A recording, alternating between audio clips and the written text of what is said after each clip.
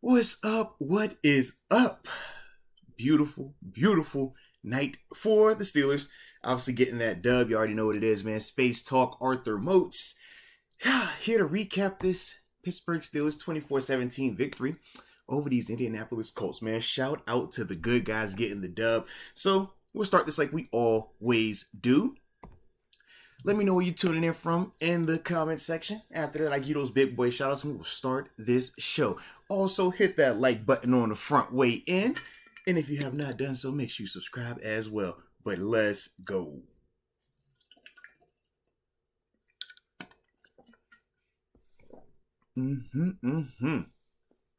I got the bro Barry and already tuning in. The 757 Doug Crib. I was just down there too, man. Salute you, baby. All right, you got Jorge Davalos tuning in from the 702 Sin City. Brian Brosey, tuning in from the 904 Duval. Shout out to them Jaguars too, getting that dub over the Ravens. Definitely like what we saw there. Got Chase tuning in from the 585 Rochester, New York. And we got John Batista tuning in from the 910 Jacksonville, North Carolina. I see ya, baby. Brian Wilson, the 757, the crib. And he's on that night shift checking in. Salute you, baby. Getting them dollars on the backside, baby. I like it.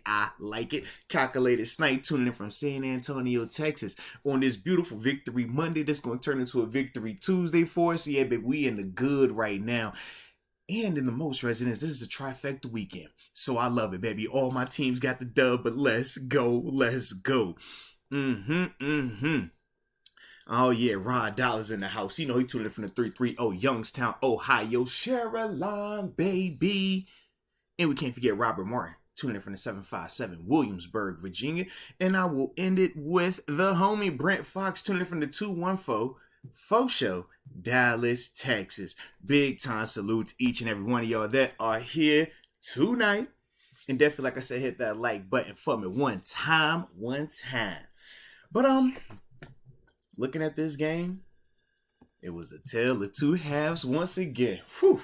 I mean, when you started out, right, you talk about Steelers in the first half. Offensively, a lot of good, right? I mean, just as a whole, it was a lot of good. But, you know, when we talk about what the offense was able to do productively or beneficially for the team in the first half, I thought about the Kenny Pickett to George Pickens play, the big time throw on the right sideline. Obviously, George showing off once again why we feel as strong as we do about him.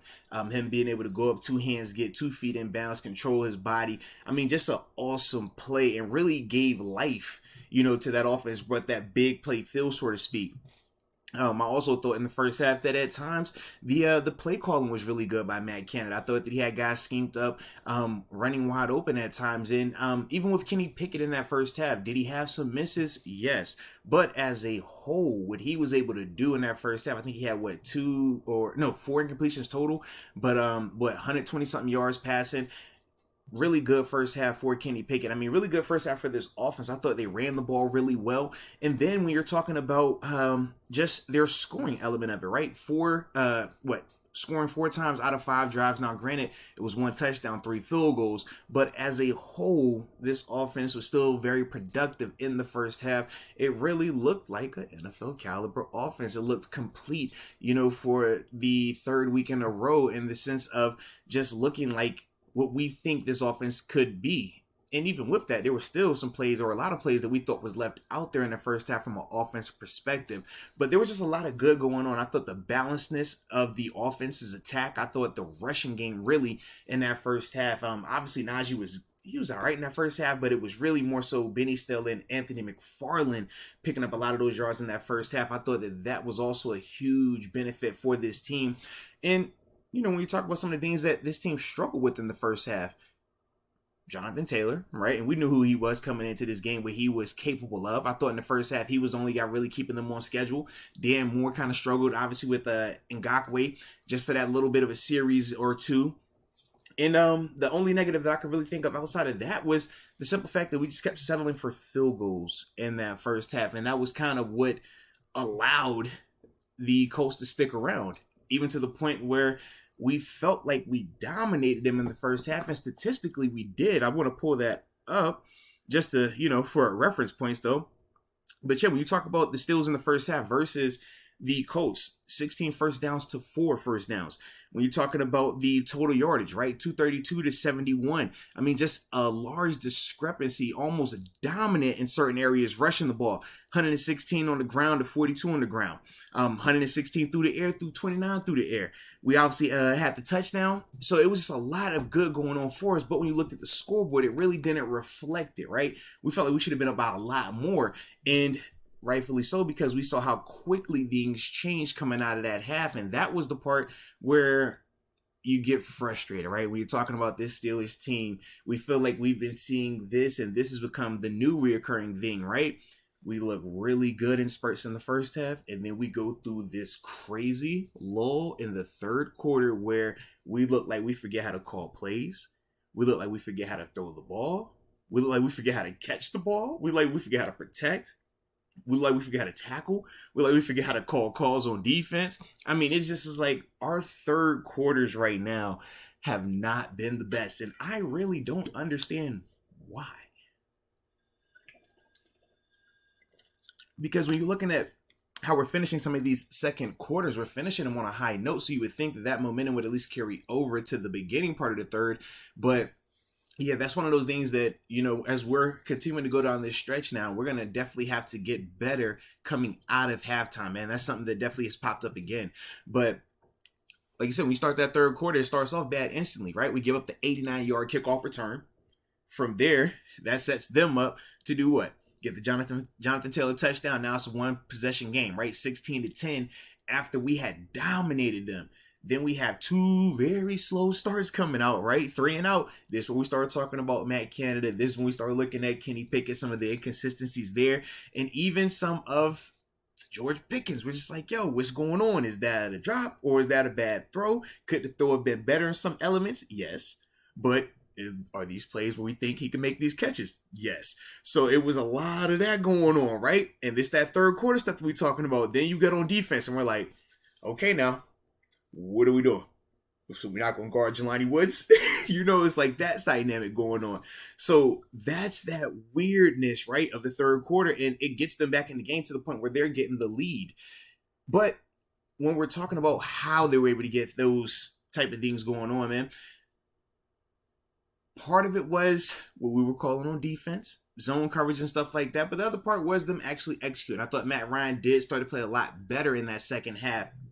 But then from there, when you're talking about how the game ends up, from my perspective, man, I thought it came down to a couple of things.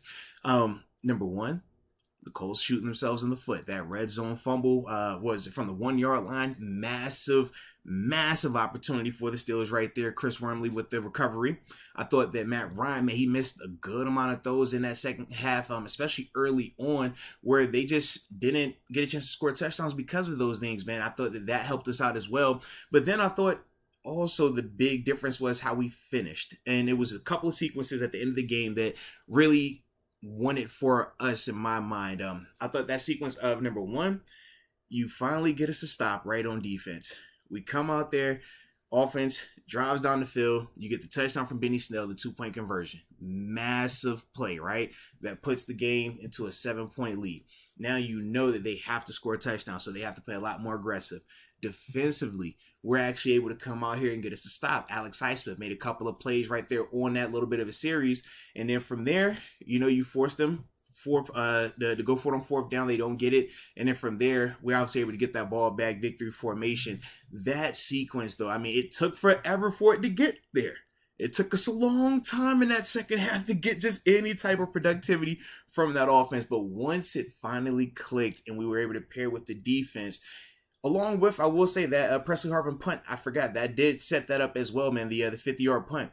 That dynamic, though, that's the type of stuff that we need. And if we can finish, we'll get out of some of these stadiums just like that. Because we saw we could dominate this team at times, but at the same time, we're very inconsistent as well.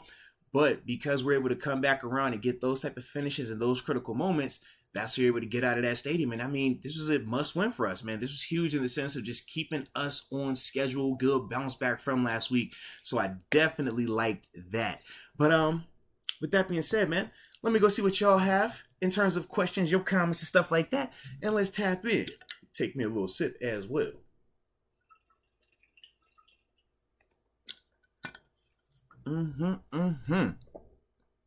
Alrighty. We got the homie AJ Martinez tapping in. It says, by far the worst Monday night game I have ever seen. Yuck. We won. We young, but we the Pittsburgh Steelers. We don't rebuild. We reload. We are rebuilding. All right. Nah, man, definitely, in terms of style points, man, it ain't about them style points, baby. It's all about getting that dub. So, as long as they got that win, man, that is definitely what it is all about. But definitely like the energy tonight. Farron Bradford, third quarter had me. Whew, yeah. He was just zoned out in the clouds like myself. Head blown, scratching his mind. I feel you 1,000%. But he says, we might mess around and draft all defense. Definitely a cornerback. And we love the robber cover one with Minka, crying, laughing. Yeah, that is something that we like to go to because obviously Minka has great ball skills and instincts. So we like to have him playing around by the line of scrimmage, man. So you always walk him down, but it does become very predictable. We run cover one a lot with Minka being the robber. We run Tampa 2 a ton with Miles Jack being the middle runner, or when it's Robert Spling, because obviously he wasn't out there today. But when he is healthy, you'll see him running that all the time. And we're going to run that cover 3, but Minka's going to be the walk down hook defender because it looks just like cover 1 and it also looks like Tampa 2. So that's why we run them 3 defenses a ton. And that was also part of the thing that the Colts started to pick up on in the second half, and why Jelani was able to have those little pickups like that, because he started to pick up on it. I mean, we get a little predictable with it, but we dress it up though at times. We dress it up, so it's all good. Sean McCartney says, Dropson strikes again. Also, still running backwards. Khan is going to have his work cut out for him, especially with the offensive line. Tight ends are still killing us. Yeah, man. Deontay, the end zone drop, yes. I did think that was a drop. That's one that I would definitely like to see him come down with. And for him, he wants to come down with that. Him running backwards or not getting north and south on the third down, more so awareness, but that is something that has definitely popped up in his game. But as a whole, still saw him making nice plays early on in his game, keeping the chains moving, man. So once again, he's that type of receiver where when he's on, he is really good. But at the same time, he's a young receiver. So the inconsistency is still there with him. In terms of this offensive line, yeah, it's inconsistent, right? But good enough. And that's what we said, right? We felt like they should be able to run the ball against this team, which they did. They moved those guys up front really, really good. But we also said pass blocking wise, man, it wasn't a ton of threatening players for them. But we know that we, like I said, aren't the most consistent with our protection at times. And it did show up, whether it was miscommunications or just guys getting beat. But that is definitely something that, we're going to have to get improved upon. Going back to that tight end situation, part of that, like I said, is the three coverages that we like to run. They do naturally leave holes for a tight end when you're talking Tampa 2 and cover 3. It's a natural soft spot for tight ends, and Jelani was able to find that. But then when you go cover 1, now it's just a matchup element. And yeah, Jelani was a tight end that I liked, when we were talking about the pre-draft process. So yeah, I mean, he's going to make some plays. He's a good tight end for a reason, man. Like I said, I like him a lot, man. When you got big, tall, athletic guy like that, that's a little rangy, yeah, man, he's going to be a mismatch. And we saw some of that today. And I still thought he could have done more. Matt Ryan just, wasn't really giving him the best of opportunities at time. But Jelani Woods is going to be a good player, man. But like I said, with that, though, that's part of the reason why the tight end was able to have that type of success. Now, yes, you would want Miles Jack to be able to win a little bit more of those, but yeah, like I said, man, that's a tough ask when you're talking about just the one-on-one element as well. Farron Bradford, when 8 missed 14 for a touchdown, I was screaming, tiny hands. Yeah, shout out to Deke, man. Should have got that where the handstands, man. And he says, and attacking the inside linebacker opposite 55 in coverage seemed to be very successful for offenses. Why?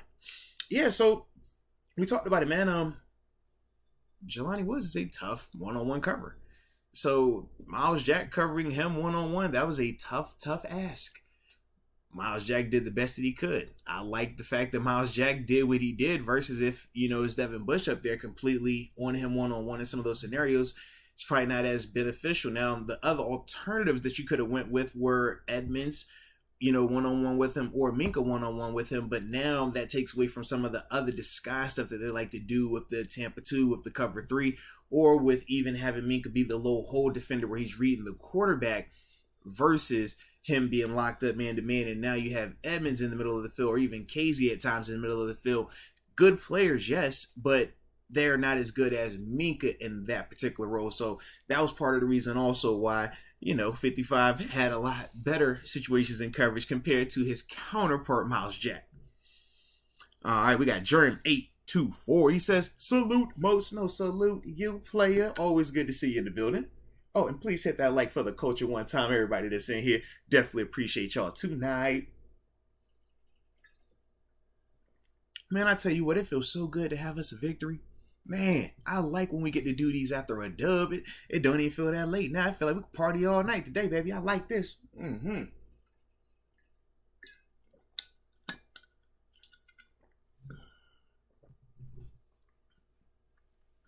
Jim Hines, yeah, I'm with you, man.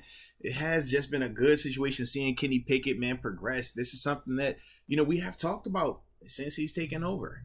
Through the good and the bad, the turnovers, and when he started to cut down on the turnovers. This also makes 3 weeks in a row now. No turnovers by Kenny Pickett.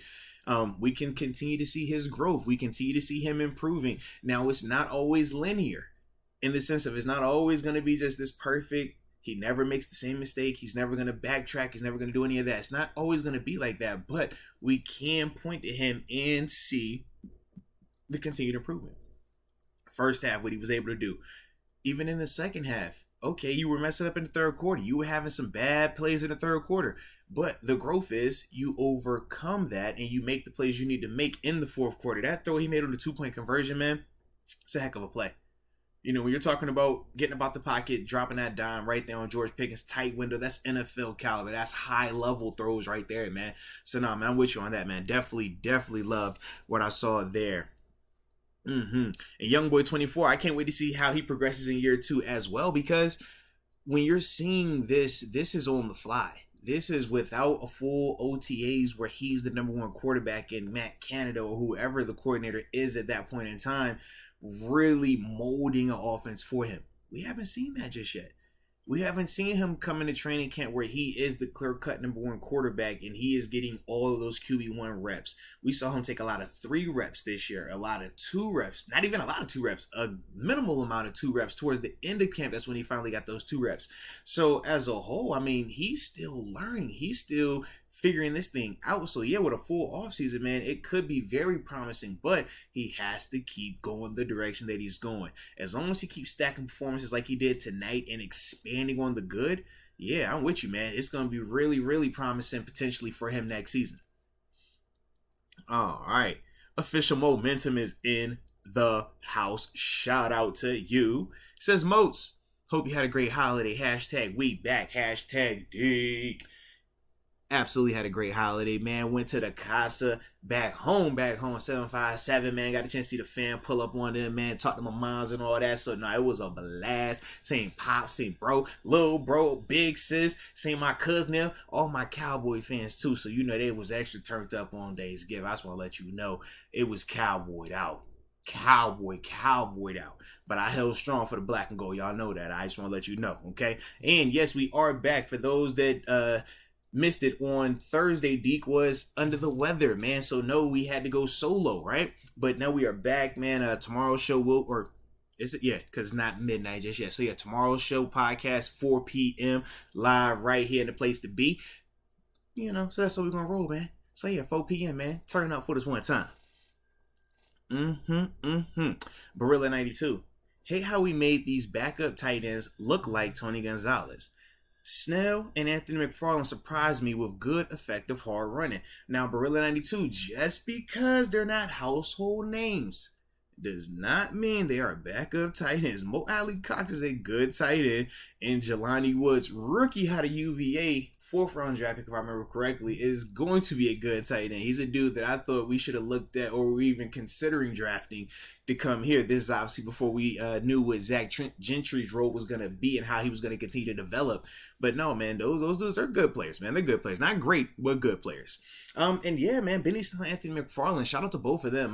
Number one, man, we talk Anthony McFarland, first opportunity this season, right? Because obviously he was on practice squad and stuff like that. So, it was good to see him come out there. I thought he had some really explosive runs, just looking comfortable, more and more mature as a runner with the football, right? We talk about his progression. Year 1, he can't stay on his feet. He's like one of those cartoon characters, right? Always spinning out. Year 2, he gets hurt, but he shows some promising things. Now we finally see him in his first opportunity this season, and I thought he definitely did some positive things out there as a runner and a receiver of the football. When we're talking about Benny Snell, yeah, man, big time salute to him. He's been a guy who's exclusively this season been on special teams because obviously Jaylen Warren had took over for him, but obviously no Jaylen Warren because the hammy. Najee goes down, the abdominal. And Benny gave us that old school Benny Snell football, man. I was at the crib like, Benny Snell football. Benny Snell football. Feed that man. So now I'm with you, man. It did look good to see that from him, man. Because obviously he's one of those guys that has come under criticism when you're talking about him as a running back, which is part of the reason why we were, thinking about adding to that backfield this offseason. And even when Jaylen Warren was able to come in here and do some of those things, we were excited about that. But it was good to see that Benny just stayed ready. He did not take it personal that he wasn't getting those opportunities as a runner because he still was making plenty of tackles on special teams. He's still one of my dudes in terms of consistent special teamers.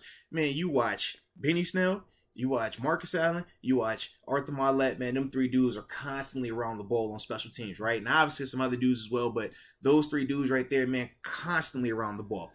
But to see Benny Snell be able to still have that mentality that, man, whenever I get this chance as a runner, I'm going to come out here and do some things. I thought, man, he delivered some really, really timely, productive runs in the first half, and especially in that fourth quarter, man, delivering essentially the go-ahead blow for us, man. So definitely shout out to Benny Snell, man. Benny Snell football.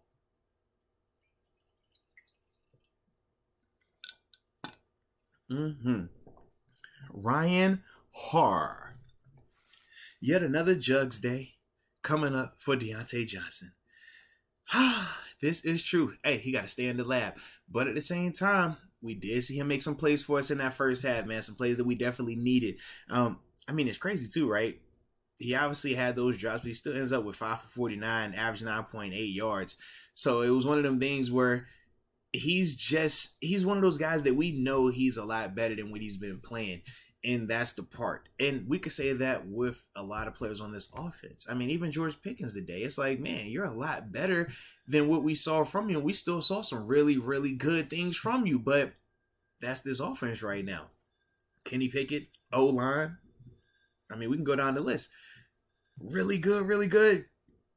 Inconsistent. So when they can get that going, man, and have that across the board, they will all be better. But yeah, Deontay definitely got to get back on the machines, man. Get the tennis balls, right?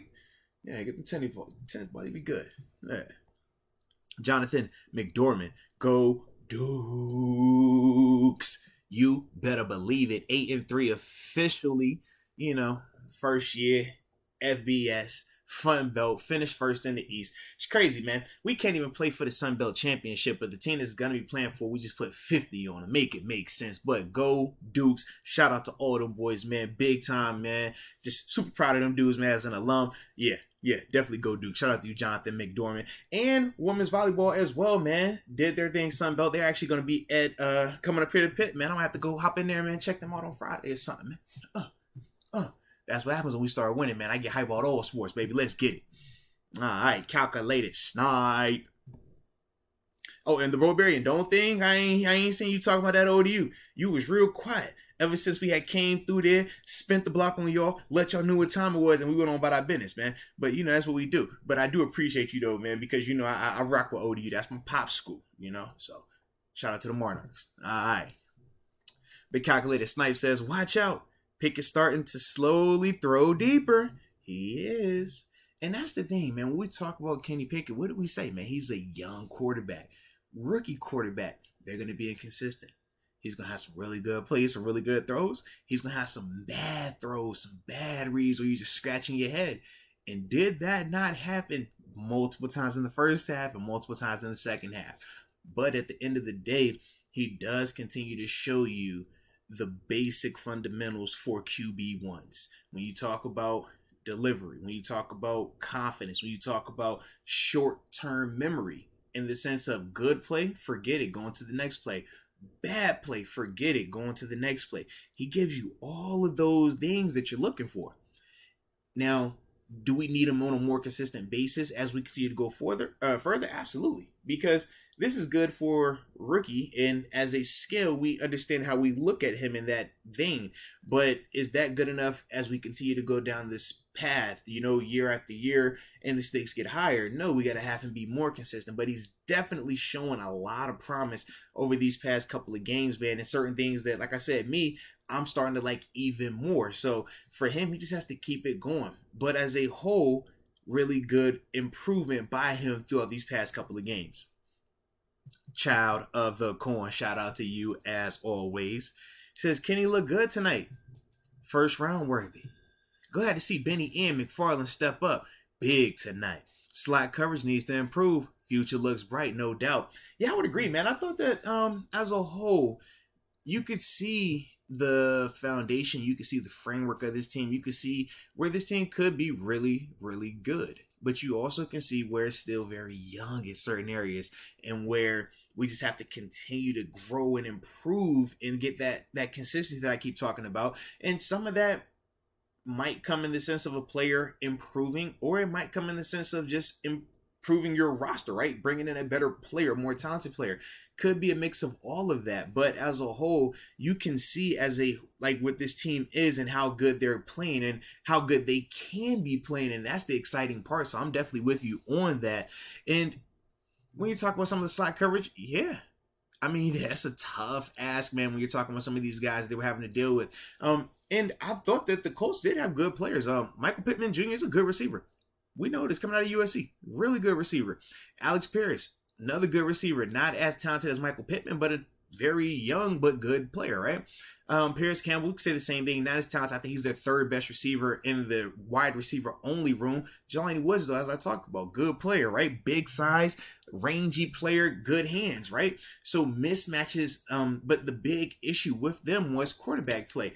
Because prior to this season, when they picked up Matt Ryan, we all thought they were going to be good because their roster on paper is talented. They got a really good defense when healthy. They got offensive line that's good on paper when healthy. And their receivers were good on paper when healthy. But it was one of those things where the quarterback hasn't been as consistent. Play call hasn't been consistent. And as a whole, their organization hadn't been where it needed to be, which is why they had the mass fires and the things that they did internally to even get them where they were today.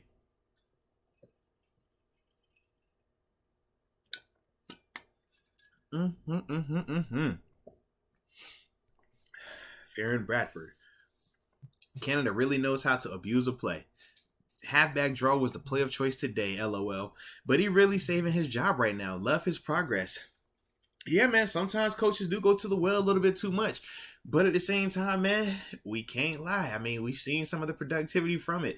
He's cut down on the jet sweep. I think we only saw one of those today. Still was, a 9-yard pickup. It's crazy, right? We hate the play, but it keeps working. And then, the draw was the coup du jour of the evening. It was working though at times, man. I thought that he was very timely with it at times as well. But yeah, it did get a point where it did get a little predictable, and that is a part of his growth though. Him just understanding when to keep going to it and when you need to switch it up, because that's that fine line at the NFL level. We talk about, hey, if I see a mismatch or I see I'm having success here, my mindset is keep running that same thing until they stop it. But then the other part is anticipating when they're going to make the adjustment to stop it. And that's that fine line. Do you run it 5 times and now on the 6th one you change it up and that was when they were going to switch it up and it's perfect? Or did you switch it too soon? Or did you switch it a play or two too late? And that's the balance that Matt Canada has to find week in and week out. But we definitely could all agree that he is improving. I mean, like you said, 4 scores on 5 possessions in that first half. Third quarter was a dud. But to come back in that fourth quarter to finish it the way that they did, nice call on the 2-point conversion in terms of just finishing it. And we still could look at guys being open at times and just some misses happening as well. As a whole, though, I do think that Matt Canada continues to call better and better games. He's continuing to improve. And if I'm the organization and I'm looking at Matt Canada and Kenny Pickett and how they're progressing together, I'm just saying this is multiple games in a row now. If it keeps looking like this, I don't see them blowing that up, because if you do that, you're going to undo a lot of the development, a lot of the growth, and a lot of the progress that we've been seeing from Kenny. So just kind of giving y'all that heads up, man. It's a good problem to have, and it's a not so good problem to have, depending on how you feel about Matt Canada. All right. But they both just kind of going together now. Just throwing it out there. All right. Jonathan McDormand says, maybe, Jim, you can build the other half of the stadium now. Shout out. No, you're absolutely right, man. They got some other stuff, though, some really exciting stuff going on. I was actually on a call today, man, with some of the higher ups from there, man, just talking about some of the expansion projects, man. So now we got some exciting stuff, man, that will be in the works for the Dukes, man, both on and off the field. Just throwing that out there, man. So shout out to my JMU people. Yes, indeed. Man, I like how y'all tapped in tonight too, man. Salute each and every one of y'all tonight, man. Salute y'all. All right. Gorilla mode. Man, I'm just throwing it out there. Every time I see gorilla mode, I'm thinking of gorilla. Like Glorilla. I'm sorry, man. Just can't help myself. All right. Kenny. Flashing at times tonight. Yes, he was. Anticipation and ball placement on 2-point conversion was very nice. Absolutely. With more consistency, he could be a great player. I'm with you, man. The consistency is the biggest thing, but that's as a whole. When you're talking about the NFL level, that's what separates the good from the great from the elite. The consistency part. Man, good players will make, great plays 1 out of 10 times. You got your great players that make that great play, 5 out of 10 times. And then the elite players, they make it 8 out of 10 times, Like, that's just kind of how it is at this level. So, yeah, man, for Kenny, if he can prove that he can keep doing these type of things and making it more and more consistent, yeah, absolutely. He has a chance to be great, elite, and whatever else we want to label him as. But the consistency is definitely the key with that, man. All right, let's go, UW, pulling up in the building. Shout out to you. Says, that may have been a W in the book, but man, that's a struggle win if I've ever seen one. Ain't no reason to struggle against a tanking Colts team. Danny better be smoking the special teams after tonight. Yeah, but you also got to think, man, that Colts team not tanking since Jeff Saturday that guy in there. We talked about one of the biggest things that made that Colts team dangerous was how inspired they had been playing under Jeff Saturday these previous games. Beating Vegas and then obviously taking Philadelphia to the wire, losing to them with 1 minute and 20 seconds on the clock. So that was not that same Colts team. Now, in terms of style points, like we said, man, we're not going to have a lot of style points. We're not that type of team just yet. We can lift our nose up at that Colts team, but honestly, us and the Colts are very similar. The difference was we didn't turn the ball over and they did. A lot of similarities, though, between both teams, though, this season because of how we've both been very inconsistent at times. When you talk about some of our pass protection, some of our passing woes, you watch that Colts team on tape, they've dealt with some of those same things. Some of their consistencies in the running game, some of our inconsistencies in the running game. We had TJ hurt. They had Shaq Leonard hurt for some time this season. So a lot of similarities. So yes, we feel like we should have been able to blow a Colts team out because it's the Colts and what they've been going through this season. But at the same time, we are not that complete just yet. Now, we're taking steps to get there, but we also got some work. So that's why I don't look at this as oh, man, it's the Colts, man. We struggled. It came down to that. Nah. I look at it as, man, this is a dope win for us because this is another learning step. This is another, progression. And it's always better to be taking these steps and learning these lessons after victories than it is after a loss. So don't look at it as a negative. This was a good win because not only did we have a lead, a double-digit lead early in the game when we started out fast, but we also had adversity, self-inflicted, but we showed what? Finish. And that is also something that you need when you're talking about growing down the line, because adversity happens. Anybody can rock with you when you're up. But when you're losing, when it's getting close and it's tight and that clock is ticking, who gonna ride with you? We found out today. So offensively, defense, special teams as well, they all made plays when they needed to. Could they have all been more consistent? Absolutely. But we saw when it was time to make the plays, they did what they needed to do. So definitely like them for that.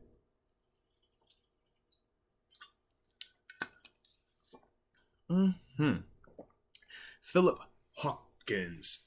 Shout out to Philip Hopkins, by the way. I'm fine with defense holding teams to 17 in this era of football, as long as offense scores. Just keep working, but the progress is there. Now, you're right. Yeah. Holding teams, like you said, in this era of the NFL, the 17 points or less is crazy.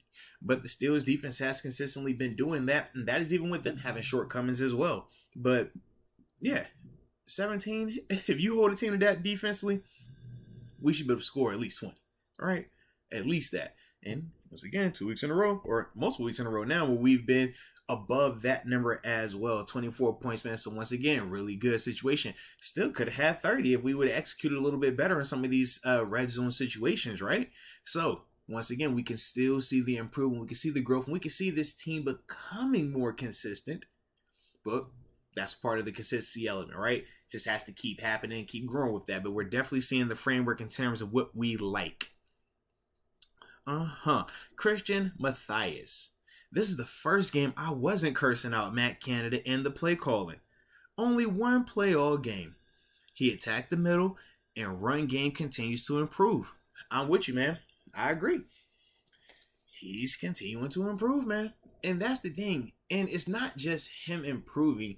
It's also Kenny Pickett improving. It's the execution getting better. Because we've talked about how we've seen plays schemed up, or at least I've broken down how plays have been schemed up very nicely from Matt Canada, but it would be the protection wasn't there. Guy didn't run the right route. Guy dropped the pass. It was a bad read. It was a bad throw. It was a miss. It was a lot of that going on. Whereas these past couple of games, we're seeing everybody get a little bit more on the same page. Everybody getting a little bit more comfortable. Everybody understanding what their role is a little bit better. And I thought today, especially in that first half, we really got a chance to see it cooking. And then when that fourth quarter hit, we really got a chance to see it come back around. And those are the things that we're looking for. It's never going to be perfect. But if it's more and more close to perfection for 4 quarters, then we'll have this offense exactly where we wanted to be. And if you compare that with the way this defense plays at times, man, that's Super Bowl caliber. But we can see where we're having to get to, but we already have a lot of those pieces in place, and that's the promising part with this situation right now. Sean McCartney, what up to you? He says, everyone was out on Snell and McFarland. See what happens after a couple of seasons. Same can be said with Najee. Najee will step up next season. Yeah, man, I definitely hope when you're talking about Najee that, he's healthy and he's ready to go next week, because I definitely want to see him continuing to pick it up and continuing to improve this season. But, with Benny Snell and Anthony McFarland, man, no, it was really good to see those dudes, man, respond the way that they did. And for them, man, it's all about opportunities, right? You never know when that second or third opportunity is going to come in some of these guys' scenarios, right? We talk about Benny Snell. He's had his opportunities, didn't always live up to it, lost those opportunities, but hey, it came back around. He was able to produce tonight. Excellent job by him. You talk about Anthony McFarland, another thing, right? Came in, nice draft pick, didn't really live up at that time. Hasn't had another opportunity realistically. Boom, now he gets his chance, man. He has a nice game as well. Now it's all about expanding on that, building upon that. Is it another opportunity for them next week? We'll find out. Obviously, Najee Harris availability is going to determine a lot of that, along with Jaylen Warren, his hamstring situation. But for Benny Snell and Anthony McFarland, man, those two dudes, man, what they did tonight, that's what you want to see if you're Coach Tomlin. That's what you want to see if, you're supporters of them. You want to see dudes that have been working while they had to wait. I don't want you to just wait and not do anything except complain. No, I want you to be working, getting in the lab, making sure that whatever was hindering you before from being productive, man, you go out there and you show that it's not hindering you anymore. So for Benny Snell, what was it? Ball security, He didn't put that ball on the ground today. When you talk about Anthony McFarland, what was it? Man, just keeping his feet under him, contact, balance, stuff like that. I thought he showed a good job of that. So it was just good to see those dudes, man, just continuing to show their progress as individuals and ultimately how that helped impact the team in a positive way. King, what up to you, King? Moats, man, what's up with Johnson? He's consistently being inconsistent. Boy, you can say that again. Runs backwards again instead of getting the first, etc. It's obvious George Pickens is wide receiver 1. Yeah, man. I mean, it's funny when you talk about both of those dudes. They both did some head scratching things today, man, where we just felt like they should be a lot better. But yeah, George Pickens to me has definitely shown to be the wide receiver 1, and I don't think that's an issue. I don't think that's a negative. George Pickens is an elite talent, man. When you watch that dude play, you watch him, man. I mean, he can run, he can jump, strong hands, very tough catch radius, checks all those boxes. We talked about the reason why he was available for us in the second round was the ACL injury, why he only played 4 games his senior season at Georgia. So we get what that is. Deontay, he is another player where you talk about potential. He has the potential to be elite, to be wide receiver 1. But the inconsistency continues to pop up, and that has been his Achilles heel since coming into the league, right? And for him, he's going to consistently have to work at the hands part of it, the routine things, because he's a guy technique-wise that is quick to get his head around because he's so ready to make a guy miss. But you have to slow him down and just help, and not help him, but just continue to hammer home the fundamentals of seeing the ball home. When you watch his drops, a lot of them are basically that. Now, even the one in the end zone, I have to look at it again, but, it's just that basic stuff like that because he can catch. We've seen him catch the ball routinely. We've seen him make elite level catches, one-hand catches, spectacular catches. But when it's the routine stuff, when it's just the basic fundamentals of seeing my hands home, seeing this ball, not taking a picture of it, but you want to see it home. Close hands on it, snap it, all right, tuck it away. Those type of things, man, he's capable of. When you looked at some of the George Pickens stuff, it was more so just the technique things. And Troy Aikman was talking about it as well, right? But it did look kind of weird. It's like, man, why aren't you just cradling that thing? He's trying to, make it more hands catch, which I do like because he's a natural hands catcher, but it does add a certain element of difficulty with that type of technique versus the typical underhand, just cradle that thing when you're in that type of position. But that's neither here nor there. For both of those dudes, they just got to be better, and they will be because they are very, very talented. All right.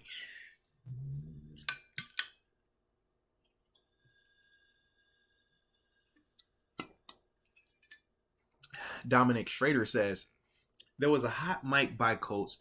Oh, what it do was like, it's the same plays. Yeah, that's good. That's fine. Because what are we setting up? That's what we've talked about, right? You have to give defenses the illusion that you are running the same plays at a time. That's why play action works. What is play action? It's just showing you what? Run action. But play action doesn't work if you can't run the ball. And you have to be able to have success running that particular play that you're running the play action off of. So I get it. When we're trying to make it a Matt Canada thing, we look at any player saying, oh, man, it's the same play as a negative, as a reason to smoke and gun him. Ha ha, I got you. But it's more context to this thing. I want you to keep thinking it's the same stuff. How many times you see the jet sweep motion, but then at the same time, we're seeing us pick up 5 or 6 yards at times off of the belly action run off of that. Because what? It looks like the same play, right? But then when we finally hand that jet sweep off, yeah, everybody's like, oh man, it's the same as a jet sweep. I knew it was coming. All right, that's cool. You still ain't stop it. So it's cool that they saying it's the same play. That's partly what you want. You will lull them to sleep. We talked about the boxing analogy, right? Jab, jab, jab. That jab got you thinking what? Same punch coming every single time until what? That hook come, that uppercut come, that overhand come, right? So that's the setup off of it, all right? So every play can't be exotic. Every play can't be special. Every play can't be the woo daddy. No. Some of them got to be boring. Some of them got to be repetitive. Some of them got to just be playing up just like, bro, what are we doing? All right. And then it's, whoa. But that's how it works at times, all right? So I get it, but just give you a little more context with it, baby. Christian Matthias. He says, I remember the one play when he went to McFarland again on the bubble screen. Yeah, shouldn't have went to the well again. That was the only play I was crying. I could dig that. I know which play you're referring to as well. I also thought of the QB draw, the one where obviously Kenny did not have the success. It was just like, man, all right, you're drawing us to death now, baby. Don't keep drawing us. Don't keep drawing us now. All right. And also another thing is this, man. When you do get repetitive at times, and this is the gift and the curse with that, it's a fine line. It is not just the repetitiveness of, hey, I want you to think I'm running the same play, because at times, yes, but the issue is this: verbal communication. When you're running the same plays, if you're checking to it, that could get you in trouble, because if it's called in the huddle, we don't have to talk about it, right? It's internally. Hey, we're going to run this play to the right internally. They don't know. It's just a look. So we can run the fake off of this. We could run it off of this. We could play action off of this. We could do whatever off of this, because they're not going to know. But if it's a check or an adjustment, what do I have to do? I have to tell you. Yo, green. I got to tap my helmet, right? Or I got to do a hand signal. As a defender, the first time you do that, okay, cool. The second time you do that, now we done built up a little bit of information. Third time, we got you. So whenever you come back to that hand signal in the first half or second half, now we all know. That is where it becomes a little bit tricky. But that isn't necessarily on a Matt candidate if, like I said, that is something that you're checking too. And that's the stuff that, hey, man, for the offensive guys, they got to answer that. We won in the huddles. We don't know all that information. But that is also that fine line, because there are times where it's like, hey, man, you keep doing this, and that's a blitz coming every time you do this. What you think I'm going to start picking up on next time I see that? And that is some of the stuff that you do have to worry about, in the sense of if it's something that's happening at the line of scrimmage versus something that's happening in the huddle. All right. We also got Sean McCartney saying, I think Tomlin is doing good. No corners besides Sutton. Agent D-line, Cam Hayward, Alu, and Larry Ogunjobi, all 30 plus. Hey, man, chill out on 30 plus now, but you don't do that now. Don't you do that. And both stars playing banged up all season. Nah, man, I'm with you though, man. I do think Coach Tomlin is doing a good job once again this season. It hasn't been the easiest thing. Number one, expectations are always going to be high in Pittsburgh. We get that. But yeah, you are coming behind, or not coming behind, but you are replacing your franchise quarterback, right? So we knew that was going to have its battles and difficulties and all the stuff that was happening on offense. But then when you talk about some of the injuries that they've dealt with defensively, both with TJ Watt in that secondary, shoot, even at the inside linebacker spot, yeah, to see this team consistently be able to hold teams to the point totals that they do, be in some of these games, one-score games, and then in this case actually be able to come out on top, yeah, I do think that he's been doing, another good job this season, man, and that's why he's one of those guys that, league-wide is respected the way that he is, because of how consistent he's able to be as a coach. Regardless of what he has talent-wise, whether it's elite talent or not so good talent, he's going to make sure that they're constantly competitive, and that's what we're continuing to see even this season. Even if it's not to the level of competitiveness that we might like as Steeler fans, we still can see how this team is still very competitive. So, I'm with you on that. Christian Matthias says, we are a Stephon Tuitt, David DeCastro, and Rod Woodson away. Man, that would be lovely. That would be lovely. Oh, man, yeah, I'm with you. A dope pass rusher, internal pass rusher, internal D lineman. This just younger. I'm with you on that. We need a lockdown corner, a guy that we could just say, hey, you take him out. I mean, kind of like what the Colts have to an extent with Stephon Gilmore. Now, obviously, he's older now, but we can still see at times the success that he was having out there. Yeah. And then you need a guy on offense. We don't have that, like, just stalwart offense line where we just feel like, hey, man, this guy doesn't lose. Like, James Daniels, we paid him, but even he's not, the most consistent guy up there. That's just part of what we are offensively. We're good at times, but we're still very young at times as well. And that's something that, we just got to continue to work to get better at. But, yeah, we're not far off. We're definitely not far off.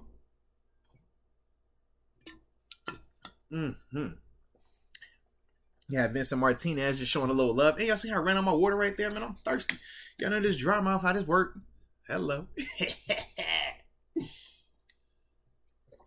Blame it on the research. But yeah, shout out to the homie Vincent Martinez. All right, official momentum. 4-7. Keep the hate up. Hashtag Pittsburgh Steelers for life. Hashtag don't call it a comeback. And you know I'm with it. And you know he had to spin the block. Skirt. Ambition the Kid live at Rivers Casino, December 23rd at 8 p.m. to midnight. You heard what official momentum has said.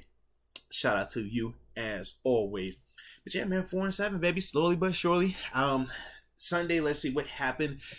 Division-wise, Baltimore obviously took an L. We definitely love to see that. Shout out to Jacksonville getting it done. But then, Cincy obviously got the dub, and the surprise to me, man, Cleveland getting a win too, man, was not anticipating that. Deshaun Watson comes back this week too, so that will be really interesting to see, man, how that thing continues to progress over there, man. But for us, we just got to keep winning. Keep winning. One game at a time, right? This is one that we felt on paper we thought we should have had. When we did the preview on Thursday, we felt good about it. Obviously, we predicted a dub as well. And it was good to see them be able to go ahead and execute and deliver on that, man. And these matchups with teams like the Colts, when you talk about teams like the Falcons, teams like the Panthers that are going to be coming up as well, these are games that you got to win. When we're looking on paper and we're like, hey, man, that team is struggling. That team is inconsistent. That team can't do what we can do.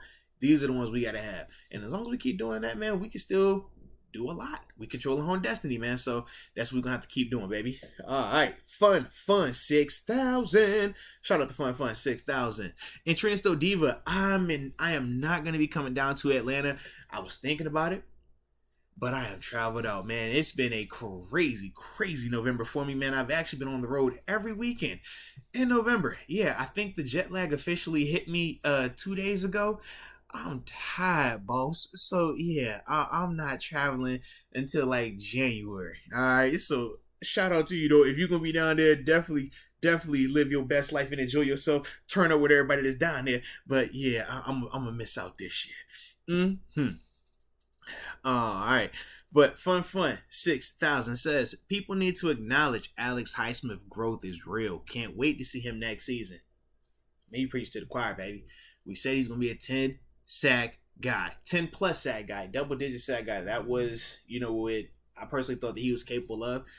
Something that he's shown the potential for even last year. And it was something that he felt that he was capable of. Like I said, just getting a chance to talk with him during OTAs and stuff like that.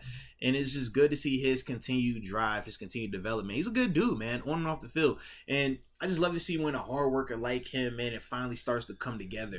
Not just winning in the pass game, but even in the run game, man, making big time plays, big time tackles. Just showing, that when you're in the lab, when you're developing, you're doing what you're supposed to do, man, it's going to work out for you. This game doesn't cheat you, man. It doesn't. As long as you do what you're supposed to do, you put that work in, man, it's going to get back to you. And that's the beautiful part that we're seeing right now with Alex Highsmith. I think it was, 9.5 sacks on the season, man. But the production, it just continues to go. Timely plays, too, man. That sack at the end, the strip sack, that was big time, man. That's what you want. When you talk about having a bookend opposite TJ Watt, while TJ is drawing the attention that he's drawing, you got Alex doing that. I mean, that's what you need. I like that right there. When you talk about the framework, that's the framework. You got your pass rushes. You got your safety. You got your LBs. We can add a corner if we want to. I like it if we want to add a corner. I'm cool with that. But it's like, man, we got the defense right where we needed to be. Offensively, is framework there. Is young. Maybe a piece or two here or there. But you can see we're right where we need to be, man. We just got to keep getting there. Keep growing. But it's definitely on that little mark where we're like, all right, I can see it. I see the horizon. And I'm liking what I'm seeing, baby. Buzz down. I'm with you, smoking on that Colts pack. Yeah, yes, indeed. If it weren't for this camera, it would be a lot more Colts pack, in this air. But, we got to do it the right way for the culture. Let's see. Vincent Martinez, but it definitely was another roller coaster win. But, yeah, we'll take that, man. Hey, that is how the Steelers do it, right? We said, if it's not heart attack fashion, did you really watch a Steelers game?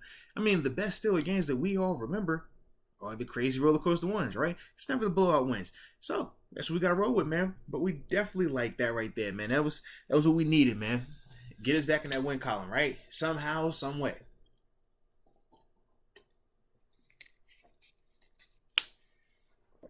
Mm-hmm. Mm-hmm. Let me see. Okay, Hannibal 090. He said he gonna turn up down in ATL for me. Nah, I appreciate you on that. Like I said, man, any of y'all that are gonna be down there, man, y'all definitely link up, man. Have a great time down there, man. Like I said, I wish I could, but I'm tired, boss. I'm tired. I don't want to see another flight, another car, another rental car, another shuttle, a Uber, a Lyft, a nothing. I just want to be in my bed. All right, so that's why I'm not traveling for the rest of the month. Can't do it. Mm-hmm. Oh, the funky Chad. Shout out to the funky Chad. He says, "Damn Mo, gotta go." Oh no, not Dan Moore. Nah, man. The thing with Dan Moore is this: he is number one playing an extremely tough position, being a left tackle. But number two, he's also a young player, second year guy, right? And it's weird, man. When I watch him at times, I think he could be really good. But then you can see where he struggles. The speed rush or speed is what gets him in trouble. And that's what's setting up this bull rush that we're seeing him struggle with of lately as well. Because it's essentially the speed to power rush. The speed rush is what we saw him struggle with, obviously, in Jacksonville, or versus Jacksonville in the preseason, right? I think it was Josh Allen who was running right by him, right? Had him in the mixer. And at times, those type of players, that type of speed, yes, it makes sense. But a guy like Yannick Ngakoue, who also has that type of speed, you start anticipating that rush. You start anticipating him, running by you. So you start jumping out there so quick, man. And you're compromising your fundamentals because of how quickly you're trying to compensate for the speed. And it puts you in a position where now the bull rush becomes prevalent. And, he's able to make the play that he did. But then there's times where you see Dan Moore protected, and it's like, yo, this is good fundamentals. You're keeping your head out of it, man. You got good spacing right here, man. You're staying square. You're not boxing your shoulders. You're doing all these little things that you want to see from your left tackle. So, it goes with the inconsistency theme, but he's definitely one of those guys that I do feel like, regardless of if we want to make him the answer long-term or not, he's a dude that you probably want to bring competition in for this offseason. And you can decide, the level of that competition, whether it's free agency, how much you want to spend on that free agent, or whether it's the draft and how early or late you want to draft him. But he's definitely somebody that I think competition could benefit him to just help him be more consistent. Because he really hasn't had to have competition to win the spot. We talk about when he got it last year, it was due to some of the injuries and just the shuffling along that offensive line. And that's why Chooks ended up back at right tackle, right? So with that, yeah, you could look at Dan Moore and some of the stuff that we've seen. Yeah, it's like, man, you have essentially played yourself back into some competition.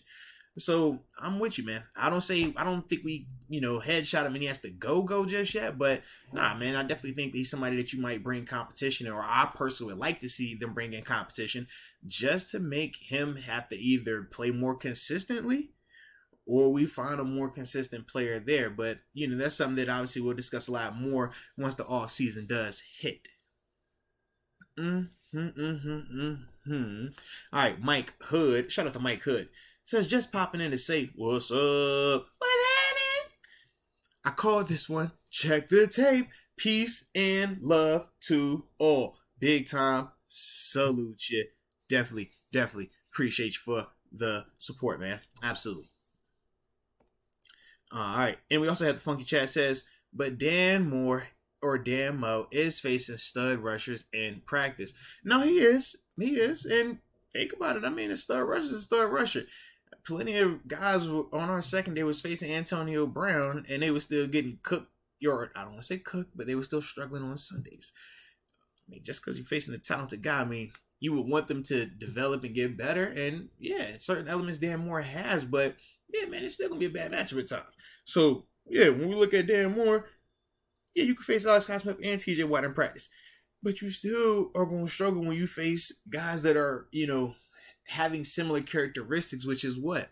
Burst off the line of scrimmage, because Alex Highsmith and TJ Watt, really, really elite first steps, right? They get the tackles chasing, get the tackles playing faster, out of control.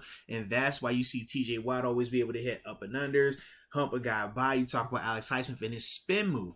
You're not spinning if you're not getting that tackle worried about the speed. So when you talk about Yannick Ngakoue, what does he do well? He's a up the field pass rusher, speed rusher. So he gets you out your stance fast. But for him, instead of his conversion being the spin move like Alex Highsmith or the long arm bull rush that you see TJ Watt hit, he went to a two-hand traditional bull rush. Very similar in terms of their characteristics. So even with Dan Moore facing those type of guys, if you're struggling with them in practice, you're still going to struggle with them in the game, which is ultimately what did happen right here as well. All right, Mike Hood, he says, we are 4-7. 3 games out of first in the North with 6 to go. Exactly. Which is why when we did have some of the not so savory moments during that gauntlet of the schedule on paper, we said what? Hey man, it's not the end of the world that we struggled through here. We were able to get that Bucks game, which was great for us. But now this is where we had to make our hay out of the bye, right? And we're seeing that. Okay? What, 2-1 out of the bye right now? You picked up the win against the Saints. You obviously won tonight against the Colts. Dropped the game against the Bengals. So far, so good. We just got to keep it going. One game at a time. But everything is aligning the way that we needed to align. We are right where we needed to be. And we are still very much capable of making a legitimate run. But it's really going to be predicated on how consistent this team could be, both on the field and with that coaching staff, which we obviously know has come under fire for multiple reasons, and rightfully so. But, you know, as a whole, man, definitely liking what we're seeing, though, from this team, man. And that dub tonight, man, is what we needed, man. That's what we needed.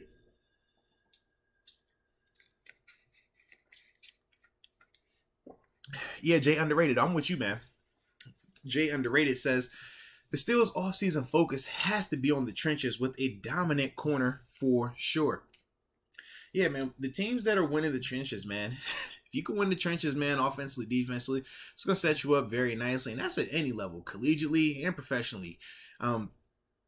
At times, we do dominate the offense and defense line of scrimmage, and that's typically when we've looked our best. When our offensive line was winning the line of scrimmage, moving people up front, we were to run that ball the way that we were. It set up the pass game, and it made us look a lot better offensively. It made Matt Canada look a lot better. It made Kenny Pickett look a lot better. It made everybody look better. Defensively, when our pass rush is as disruptive as it can be, when they are winning line of scrimmage against the run, which we didn't do as consistent at times tonight, but Jonathan Taylor is a heck of a running back. But when we're controlling the line of scrimmage the way that we can do it, yeah, absolutely, man. This team can be as good as they want to be. So that's why it is very important for this team to continue to get better in the trenches. So I'm with you on that, man. Absolutely. All right. Let's see. Okay. And I see a lot of y'all getting, or not a lot of y'all, but I see a good amount of y'all, though, making y'all connections about that Atlanta game, man. So I definitely like that, man. Definitely gonna need everybody to connect down there, man, if y'all are gonna be down that way. And yeah, Trina, man, Trina Steele, Diva 5, she says, Dan Moore has his moments where he looks good and some where he doesn't. Yeah, that is, part of his game right now, man. But I do think, worst case right now, he's a really good backup, right? A backup with 2 years starting experience if you decide to move on from him as the starting left tackle. Best case scenario is he continues to develop and we see more of the plays that make him look really good at times, or good at times, right? And less of the plays where we're just kind of like, man, you got to get this guy off the field. Now, I don't think it's the same scenario as what we saw with Kendrick Green last year, because with Kendrick, to me, it's more so just size-wise, he is at a very competitive disadvantage. It would be the equivalent in my mind of if you try to take Anthony McFarland and make him a full-time tight end. It's like, all right, yeah, he's very fast and he has a lot of heart, but he's so undersized that if he doesn't do everything perfect and get a little bit of luck on his side, he's still going to struggle. And that's the thing with Kendrick, because of how small he is on the interior part of that line. When you talk about Dan Moore, you don't really feel that he's undersized. You don't really feel that athletically he can't keep up with speed rushers or he can't anchor against bull rushers. He has shown that he can do both, but he has not done it as consistent as you would like it, especially in that second year. And that's the part where it does have us all asking that question of, is he the answer long term? Hopefully for him, these next couple of games, man, he does more to kind of hush that before the offseason hits, because you don't want those questions lingering during that time frame, because that is how you get got from a jobs perspective. So just give him a little heads up on that one. Oh, we got G. Alexander in the house. Wagwan, what it do? What it do? He say, Wagwan, my youth. This season, I can only watch the games on Mars. Well, that makes two of us, my friend. I'm with you. Watching our offensive line bunny hop against the bull rush had me tripping. It's hella crazy. No, the bunny hop, I know what you're talking about. It looks very funny, but it is actually, it's a technique. That's how you anchor against the bull rush at times. You're trying to get those cleats in the ground, and sometimes it is a puff, puff, puff. And then you're able to anchor and get that defender to lose their momentum. Kind of think of it like, when you're sliding in snow. You don't want to just hammer that breakdown, because you're just going to lock your wheels and then you're going to go all the way out of control. So it's like pop, pop, pop, pop, pop. And you're hoping that eventually, something might get you some traction. Or in the sense of, you're going downhill. It's like, something. Don't kill the brake. Don't kill it. Like, something go help me out here. Like that type of dynamic. So, yeah, I'm with you. It looks crazy funny, though, and that's why I always laugh when I see it. But you also got to, know the timing of it. And as a defender, you're trying to catch that guy while he's on that hot back, and that's when you want to hit your conversion move on him, and that's typical. You can have that type of success, man. But shout out to you, G. Alexander. Definitely like that, man. Miss you, too, man. I ain't talked to you in a minute, man. So shout out to you, man. Hope all is well. But yeah, man. Really, really good night for us, man. Really good night for the good guys, man. So, yeah, man, that will wrap up tonight's Space Talk, because we coming right back tomorrow, 4 p.m. for the live podcast, man. Artemis Experience with Deep. You definitely don't want to miss that, man. Got the homie back in the saddle. So, yeah, man, we're going to do that, man. But let's see. Oh, they have one more super that just came in. So let's tap into that. And then after that, man, we'll wrap this thing on up. But CJ Rose says, thoughts on Dan Moore possibly going to left guard. Obviously he would be a very large left guard, just in the sense of the height, right? Because he's definitely built more like a tackle, which is why we have him at left tackle. But if he plays at left guard, the challenges are this: the action happens a lot faster. At tackle, man, he's a lot more in space, right? It's more dancing. And especially at left tackle, you're dealing with a lot more freaky athletes versus power guys, right? When you talk about some of these pass rushers, they're designed to run by you, shake you. They're long, right? But when you're talking about guard, you're looking at more of your short, squatty guys. Or you can have some long 4-3 techniques as well. So it's just very different in the dynamics of the players. You go from one week it being a 4-3 versus another week it being a 3-4.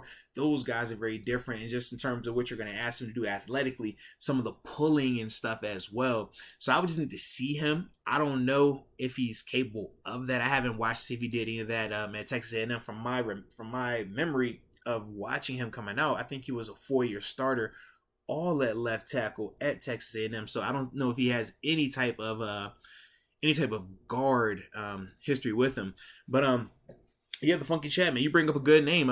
Ramon Foster. He was another really large guy as well. But yeah, I just need to see it, because when I first saw Ramon, I had questions about him as a guard. I was like, I've never seen a guard that large before, in the sense of, it's great for run blocking, but in terms of pass blocking, in terms of pulling, that's what you want to see. Now, Ramon was able to do a heck of a job doing it, and that's why I love Ramon. Shout out to my dog right there.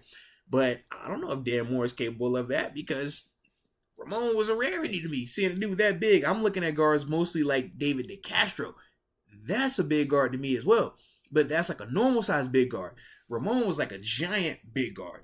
And it was crazy when you look at Ramon at times, and then you have Kelvin Beachum over there. I'm like, bro, y'all look like y'all supposed to be switching positions. So with Dan Moore, long answer short, I don't know. But if, we want to hang our head on Ramon doing it, that's a nice comp. I think that Dan Moore is a little bit more athletic, but I definitely think Ramon was a more fundamentally sound and more physical player, and I think he was better against the run as well. So that's the difference between those two dudes right there. But yeah, I do like the thought process though, man. Definitely like the thought process.